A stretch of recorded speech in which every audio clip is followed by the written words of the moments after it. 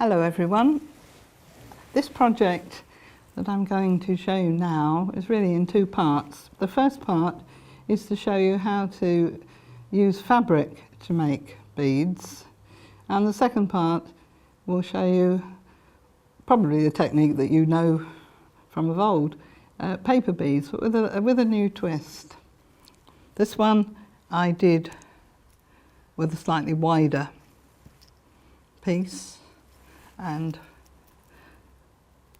put it up, but I do find that they wiggle about a bit. I think they need to have beads up the inside to stop them moving about, but that's something you can experiment with yourself.